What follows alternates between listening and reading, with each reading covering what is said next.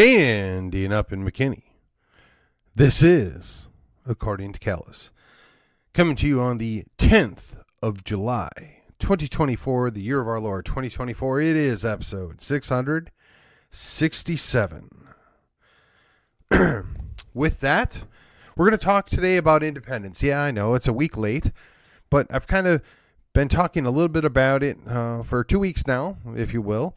And I had some thoughts. I want to share these mostly so that I can get you thinking a little bit about what is it that you expect versus what is the reality and what is obtainable, perhaps. That's the way I want to look at it.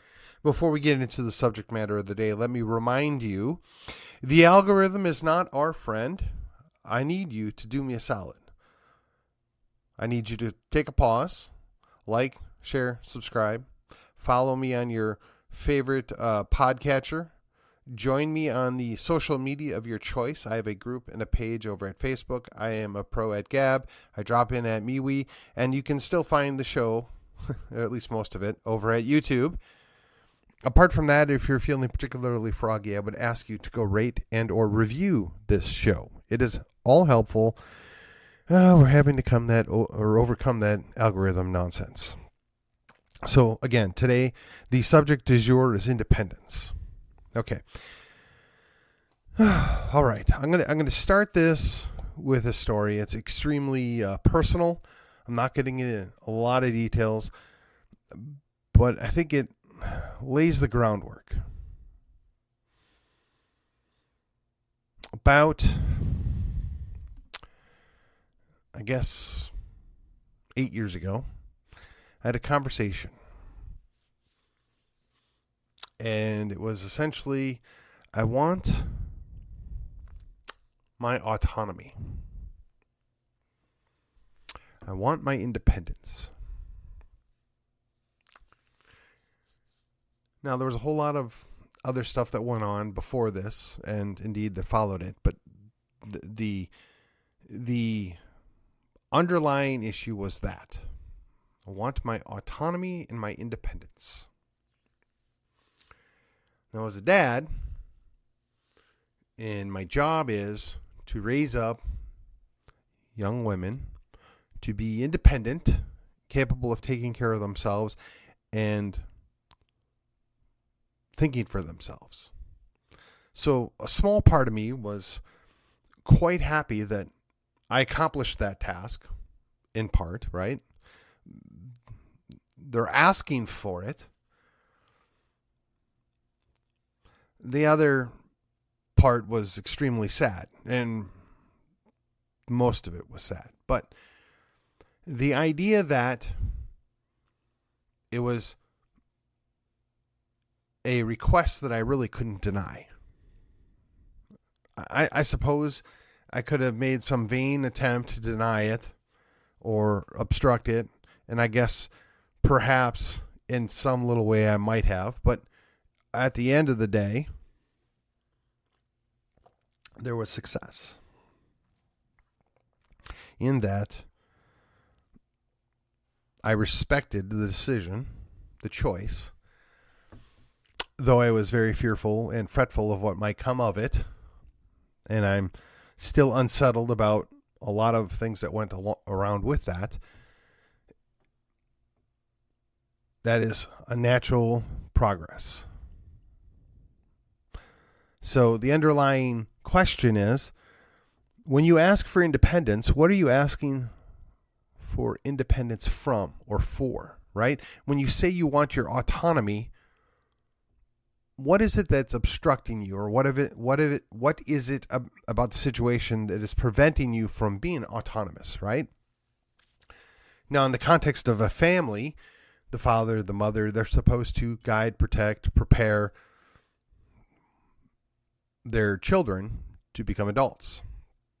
The concept that you're working yourself out of a job is not mine, and I'm not sure that I can really even give credit to a man named Jack, because I'm sure he heard it from somebody else.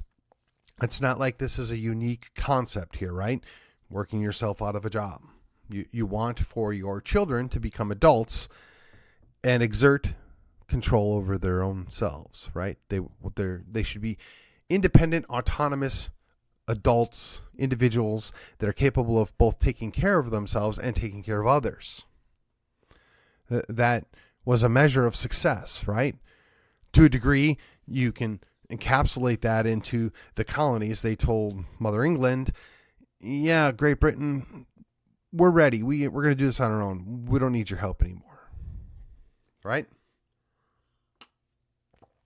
So the idea is it can be done and it should be done at a certain time. You reach a certain level of maturity, experience, capabilities. You don't need to be babysat anymore. Fast forward to the current day.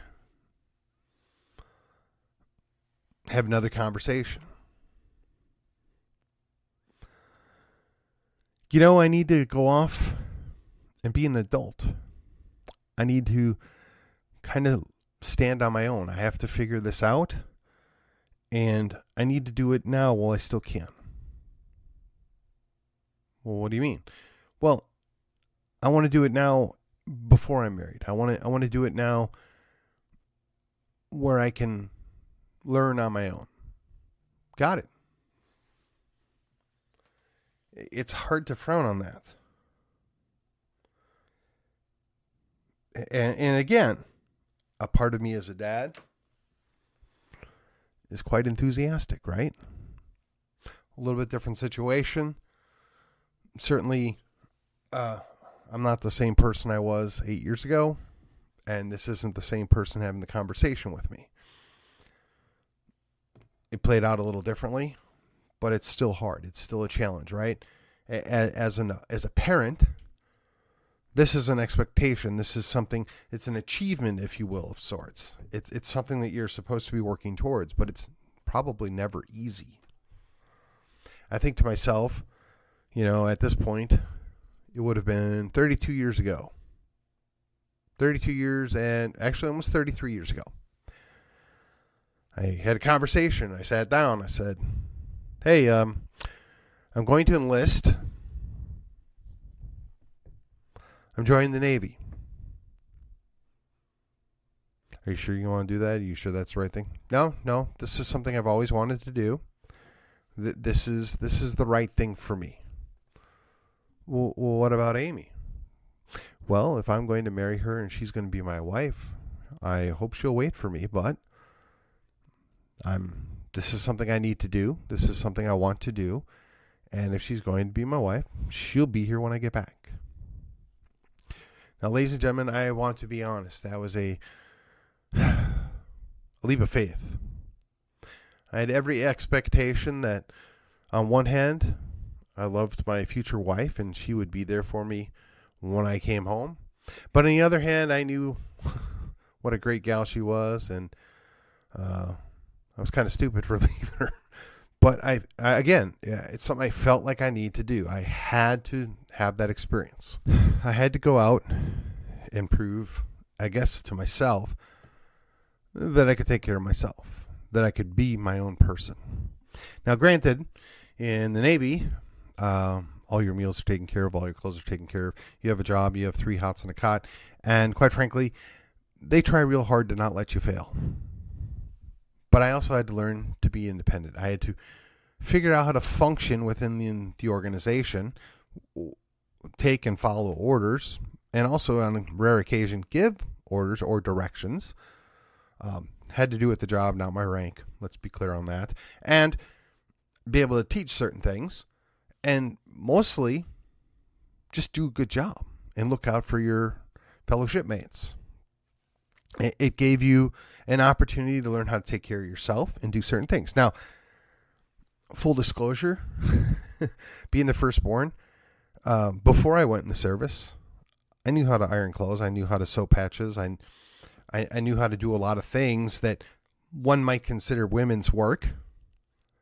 But, my mom didn't look at it that way. She looked at it as, this is how you take care of yourself. I mean, I did my own laundry. I knew how to do my own dishes. And again, if you're my age or older, you're thinking, well, big deal. Everybody knows how to do it. Well, yeah, actually, not really. I was kind of surprised at a lot of the people that I met that didn't know how to do these things. And especially now, 30 years later, running across young men that are clueless. They don't know how to do that. So it's really hard. This is where it's going to connect, right? It's really hard to be independent or autonomous if you're not capable of taking care of yourself. You certainly can't take care of a family or take care of a community if you're not capable of taking care of yourself. That means you have to accept the responsibility of autonomy. So when you say I want independence or what I want autonomy, what are you seeking that independence or autonomy from? Now, presumably, if it's from a, let's say, normal family, right? There are some families that are dysfunctional, but still normal dysfunctional. And then there's some that are just a mess. So under normal circumstances, right? A mildly dysfunctional family, when you go to your parent or parents, perhaps parents is the best way to put that, and you say, I want to be autonomous. I want to be independent. I'm ready to be an adult now. I will tell you firsthand as a parent, you're going to feel a little disappointed that they want to leave.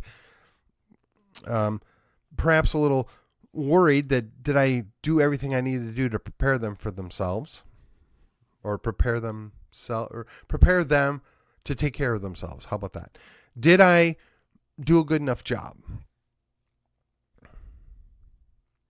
Will they remember the things? Will they know the things? The Bible talks about training up a child in the ways of the Lord, and they'll come back. So there's a certain amount of faith that's built into that, right? You teach them the right way, and you hope that they don't stray too far.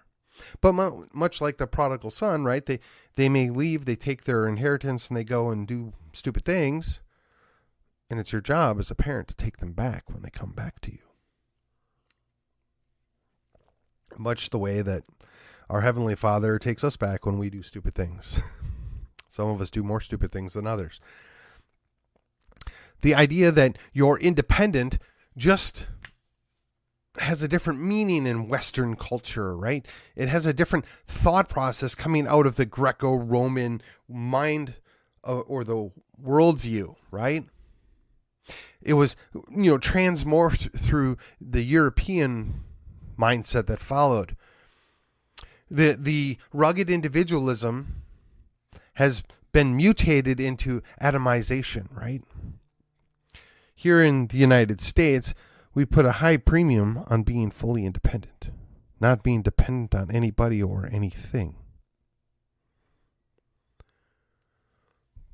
But in reality, you're always going to have some dependent. There's not a person out there. Well, let me rephrase that. You are truly the exception to every rule if you or somebody you know is fully capable of doing everything they need to do in order to fully take care of themselves without getting help or assistance from anybody else. To be fully self-contained or fully self-reliant is an extremely rare situation. Now, I know a lot of people can get most of the way there, and they either spend money to buy the things that they can't make themselves, or they depend on a friend to maybe exchange some of the things that they're not really good at doing. But by and large, the atomization, if you will, has fractured families, right? I talked about on Monday, the idea of feminism, and we'll just say the transgressions of the garden have upended and inverted the world. They have caused problems with the hierarchy of creation. And part of that shows up on this idea that the family's broken, that the children, as they grow up, want nothing to do with the family. Now, again, this is something that's more or less unique to the Western culture, particularly these United States. I know some, what I would say are European families. They have a multi-generational family thing going on there. I know that Asian and Latin families also mirror that in many ways. I consider myself and my family a bit of an odd duck in that when I was growing up and I would go to my grandparents' house, they had other family members that essentially lived upstairs from them. And then my parents had my grandmother live with them for a long time. And other family members lived with one other set of grandparents. And then to a degree, their children look after them. So right now, my brothers essentially take the primary role of keeping tabs on my father. And I, here in Texas, I take lead with my wife on taking care of her mother and her husband. And we do this as a responsibility, as a community, as a family. And when you're fully independent, when you're fully autonomous, you don't have time. You won't take on that responsibility. You won't accept, some would call it a burden. I call it a reality, a responsibility of that family, of the extended family, that you look after for them. You reward them or return the favor, the investment. I was fortunate. I had both sets of grandparents that looked after my daughters when they were young. They spent time with them. They invested in them. They helped raise them in effect. So now as that time has passed and they're in the twilight years, if you will, and I don't mean that at all disrespectful, but they need more help now. They need more help than what what their grandchildren or my daughters would need. So I'm there for them. My wife is there for them. We return that investment. And at some point in the future, they may come to live with us. And again, I realize it's not a common feature in these United States in these current times, but I, at one point, have teased them for some time about I'm going to get a casita and y'all are going to move in with me. We're going to get our little plot of land out, the compound, if you will. It's been a joke for years.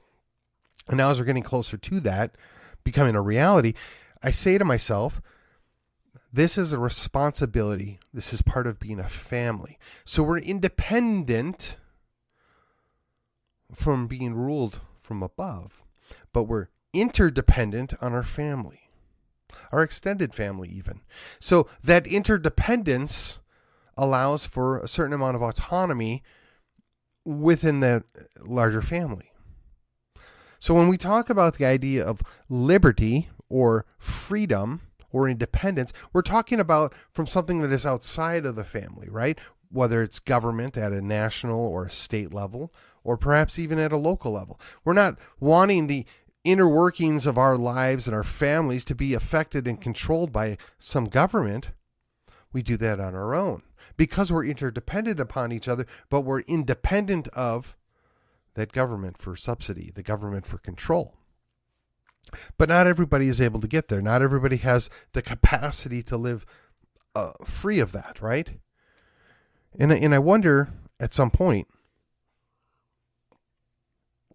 if people are going to finally come to the understanding that that was done on purpose. When you look at the idea of liberty, it comes correspondingly with a responsibility, which we've talked about, right? This is kind of an idea of a negative liberty, to be free from or to be free of. There's positive liberties and there's negative liberties. But what I'm talking about is you're able to take care of your family and exist independent of burdensome controls from an outside source. This would have never been tolerated, 100 years ago. I mean, not really. I mean, certainly even in medieval times, the idea of a man's house as his castle was a real thing. There was a certain expectation that my family and my home was free from interference from government. That's not really the case anymore. So even in our atomized world of the Western culture, we have the all-seeing eye of Big Brother government looking over our shoulder all the time. And we've come to accept it, and we came to understand that as part of modern world, but does it need to be? Is this the ideal? Is this what we wanted? Or is it something that somebody else chose for us? So when I talk about an idea such as a negative liberty or the latent interdependence, the latent interdependence of an extended family, that extended family is a community, and that community exists somewhat independent from the culture around it.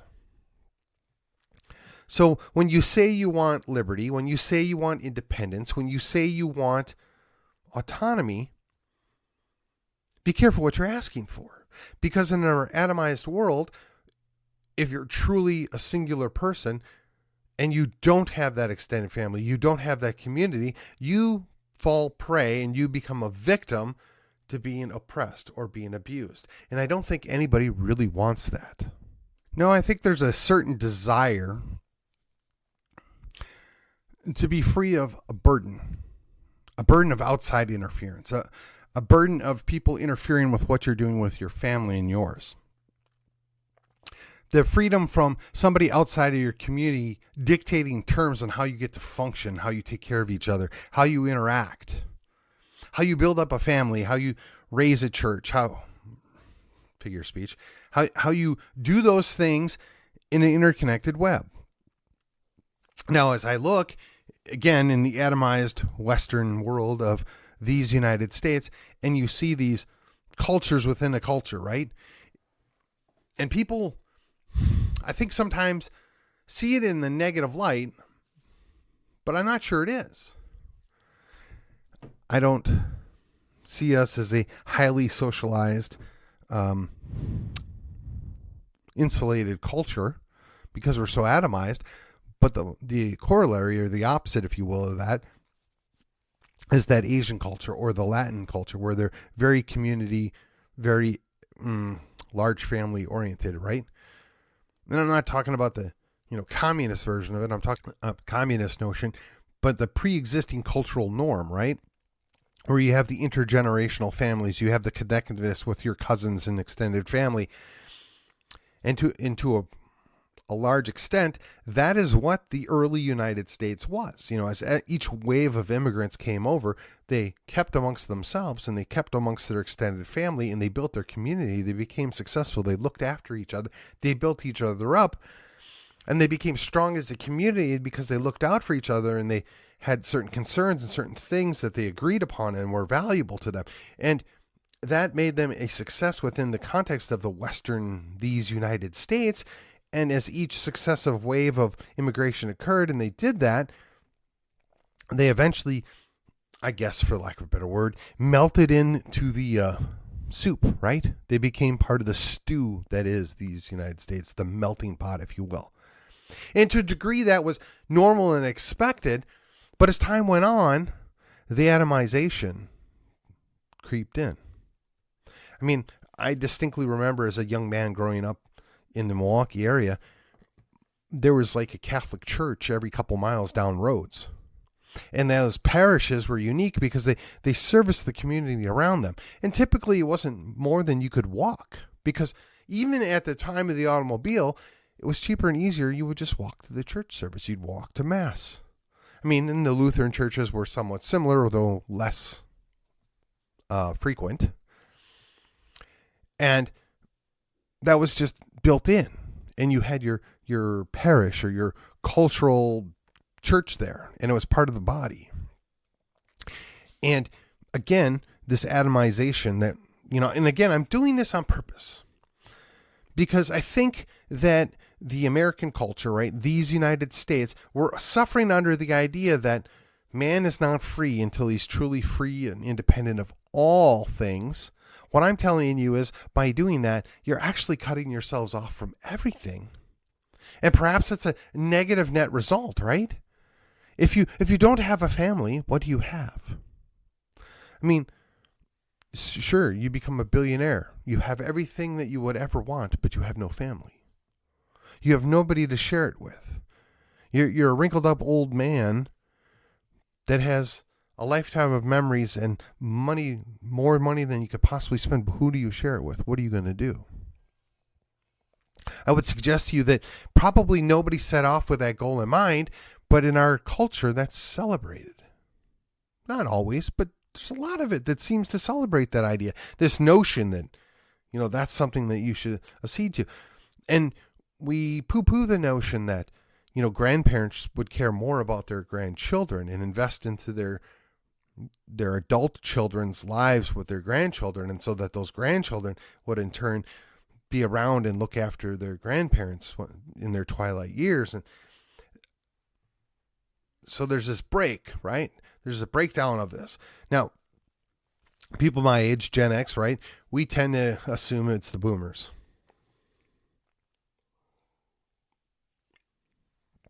I wanted to let that sink in a bit because it's the millennials that have been doing battle with the boomers for quite some time now.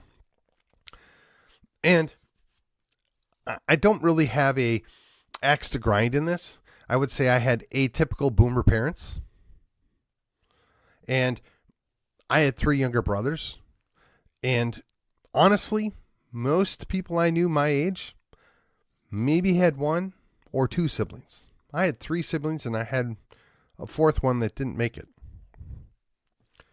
We were a big family, even by that standard. Now, I knew some other Catholic families that had kids, but even by the 70s, that was just not common. So I ask you, if you don't have a family and you don't have somebody to share it with and you don't have a community, right? And that's what an extended family is, right? Your community.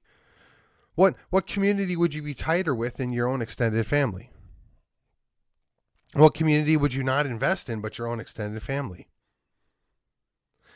Whatever selfishness or greed or controlling desires, you can check those at the door when you're dealing with your own family, right?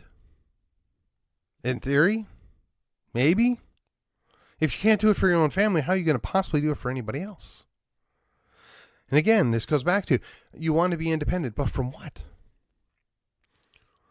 No man is an island, right? You can't be, oh man, I wish I could remember the guy. There's the PBS special that they play probably about once a year about the guy that when his wife died and the children were grown and whatever else, he moved to Alaska and he built his cabin by himself and everything else there by himself, and he lived by himself. Well, that sounds like a really great time for about 3 months. And after you've already done everything you thought to do and you've kind of run out of jobs and stuff. Now, granted, I know it took him much longer because he did it all by hand.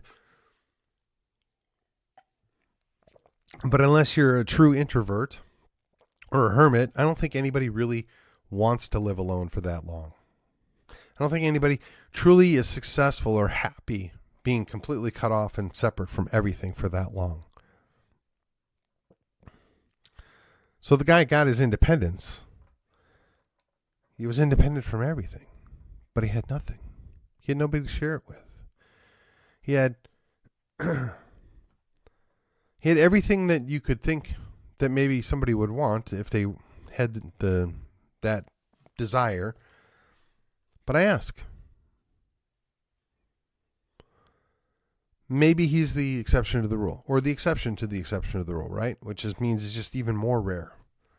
Maybe he truly was successful in his thing. But I'm going to posit that the vast majority of people are not built that way. They don't desire to live that way. Man in general is not designed to live alone. So when you're seeking independence, you're seeking independence from meddlesome outside forces. You're seeking to keep people out of your private business. You're seeking to not have people interfere with things that are outside of their sphere of understanding.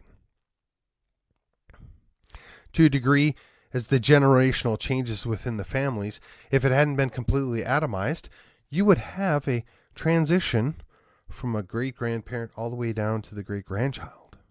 And all that family connected in between, and you have that built-in community, and everybody's looking out for each other.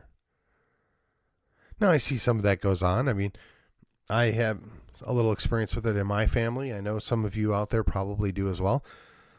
But I ask you, do you think we're the norm? Do you think that's a common occurrence anymore in today's day and age?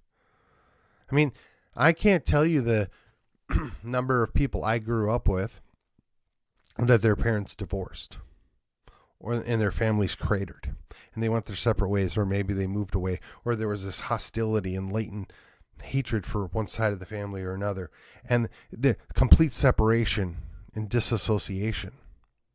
And that transfers through the next generation of kids. And yeah, maybe you try and make it work, and maybe you try and connect with, stepbrother or stepsister, or, that cousin on their side or whatever. Or maybe you have some connection there, but they've atomized it whether they intended to or not.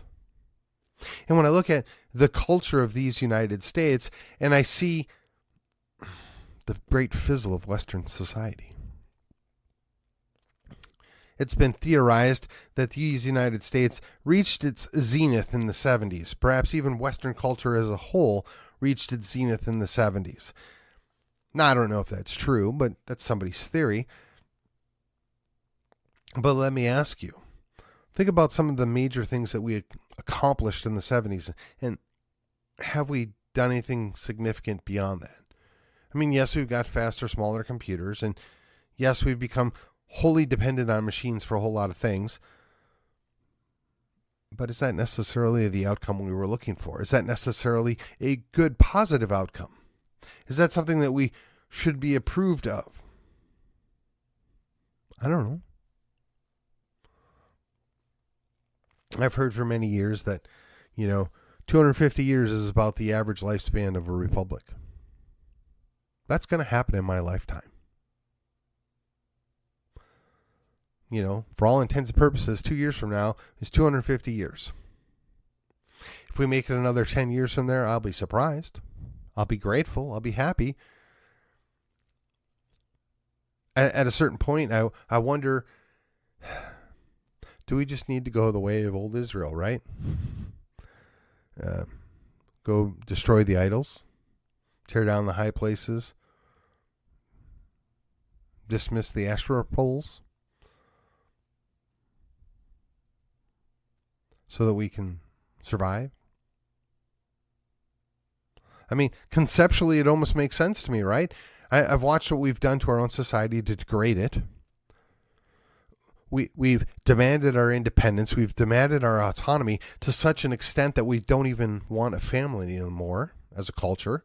I've watched it degrade to the point where people willingly grow up and don't get married, don't have children, and they live a life based off the work of others. They're coasting on to oblivion, and either they don't see it or they don't care. That doesn't sound exciting to me. That doesn't sound like something that I would be happy with as an accomplishment. But I look at myself as a guy that's over the age of 50 with 2 grown children, and I say, what more can I do? What is it that we need to do?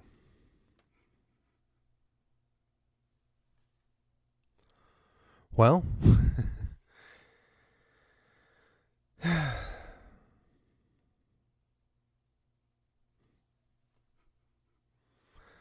the reality is, I'm here as your cheerleader. I'm here to encourage you that there's a way forward. I'm here to say that no matter how bad things seem, there are things that we can be doing. Going back to the previous refrain that no doubt you've heard from me before. It starts out your back door. It's in your own backyard. I'll go you one better. It's in your own family. You have your own children. Perhaps you have grandchildren. Invest in them now while you still can. If your parents are around, you need to repay them for their investment in you. Spend the time together while you can. Focus on building that relationship, strengthening it as it exists. Focus on how can you do better for your children or your grandchildren. Worry less about that next car you can buy.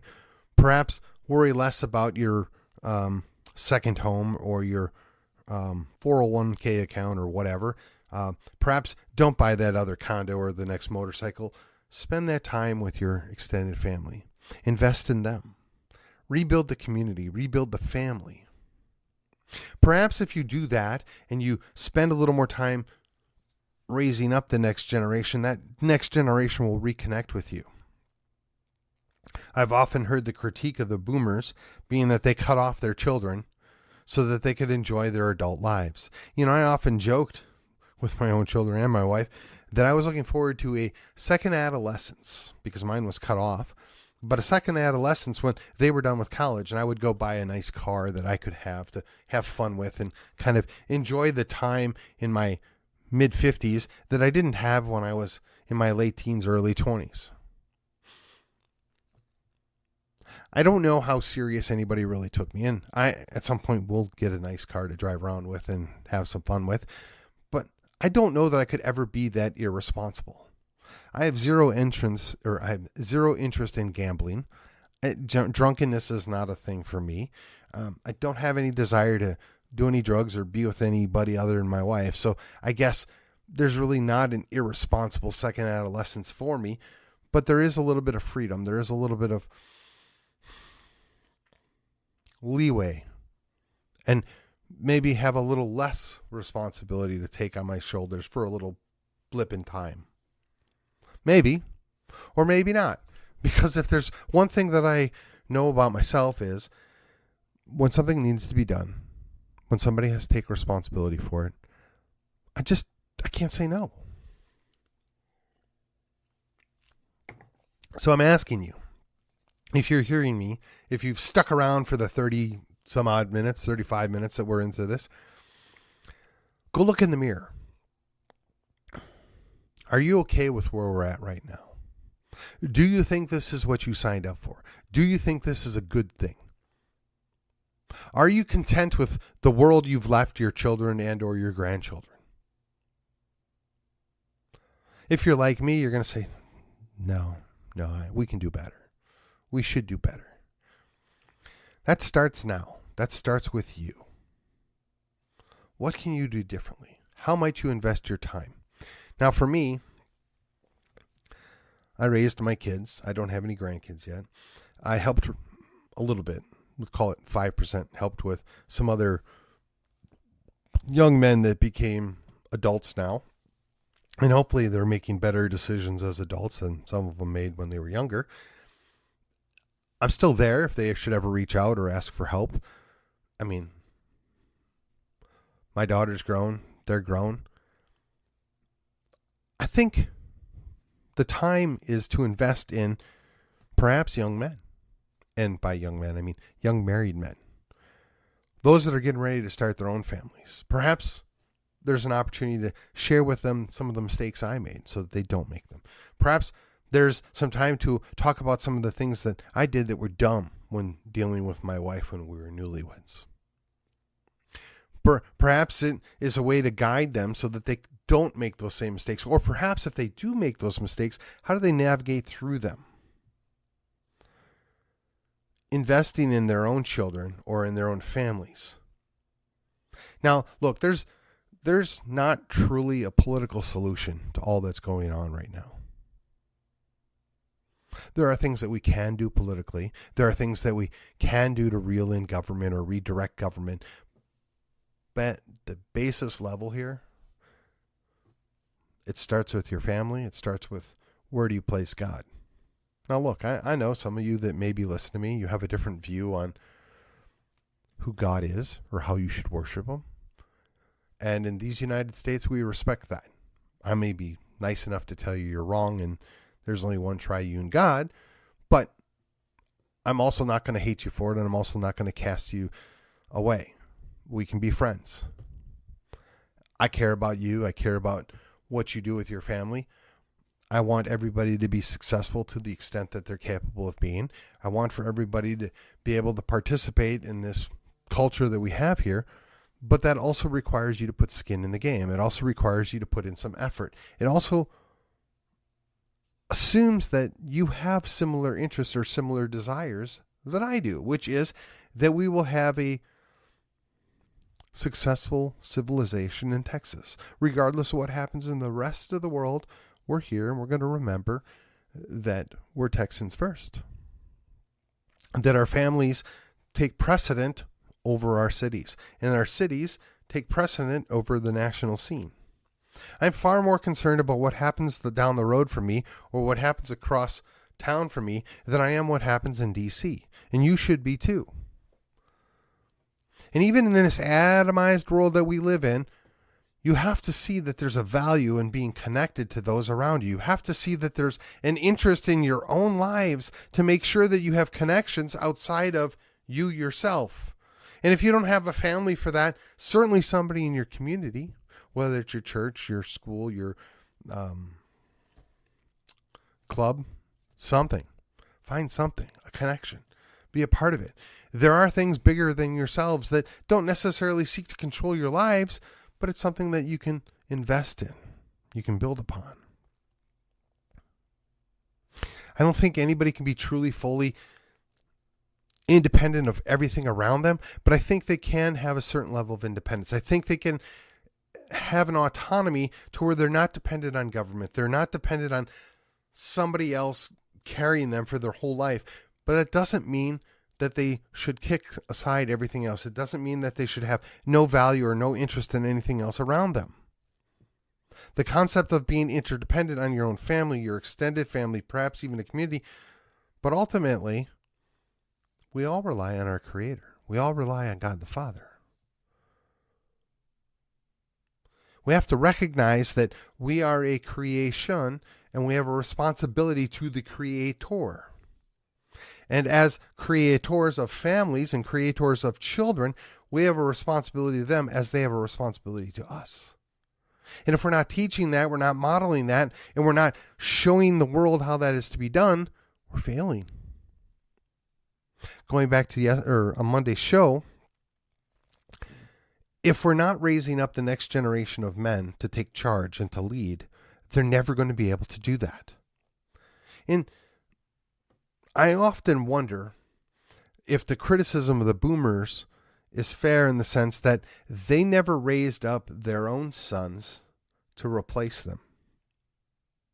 And because they know that, they are reticent to give up their positions of power, their positions of control, because they see that their own children, or the next generation if you prefer, was not prepared and not capable of taking over. Now that's their own supposition. That's not necessarily true. And they, rather than take responsibility for that and repair the situation, if you will, or address the shortcomings, they just don't want to give up. They would rather die at the controls than hand it off. Now, once again, maybe that's not fair. Maybe that's a gross generalization. But perhaps there's a grain of truth in it. Perhaps there's something that you should consider there. The admonition that you should pull the plank out of your own eye before you worry about the other guy's dust or speck in his eye. I mean, that's a fair thing, right? Here I am talking about re-engaging with family, investing in family, knowing full well I moved 1,000 miles away from half of my family. Knowing that my own situation is not the ideal, not the best. But at least knowing it and acknowledging it and trying to find a way to reconcile it and move beyond that and to, quite frankly, fill the gap or fill the hole that was created is an ongoing struggle. But if you don't even recognize that it's there, if you don't understand what it is that's missing, you can't ever fix it. You know, and it's often said about Gen X that we're fine to just let the world burn. And I got to be honest, there are times I just say, yeah, I can't fix it. You know, I just want to check out. It's an underlying thought that comes back from time to time. And I'd be lying to you and myself if I didn't acknowledge it's there. But I always come back to the idea that, no, I have a responsibility. I have a responsibility to the generation that came before me, and I have a responsibility to the generation that I brought here. And I need to do everything I can to fix the political shortcomings, to hone in on the spiritual or the familial responsibilities, to perpetuate and protect our civilization and our culture as it is. To do what I can for Texas while I'm still here. As I say, to leave it all on the field. There's no guarantee that I'm going to be successful. I have no right to demand that I get to see the fruits of all my labor. But I do know that if I don't do everything that I possibly can, if I don't leave it all on the field, then I've already given up. And I've already failed by default. And I myself, I'm not ready to do that. I'm not ready to just throw in the towel. I don't think Texas is done. I don't think these United States are entirely done. I'm certainly not giving up on my children and potential grandchildren. I want to do everything that I can to protect and serve. I want to do everything I can to uphold those values that I was raised with, that we say we appreciate, that we say we value. And I'm asking you, if you're listening to me, if you're still with me now 45 minutes into this, consider yourself. What does that look like? What can I do that I'm not doing? What could I do differently? What maybe should I not be doing? What does that look like? And with that, this has been According to Callus. And I will see you on the other side.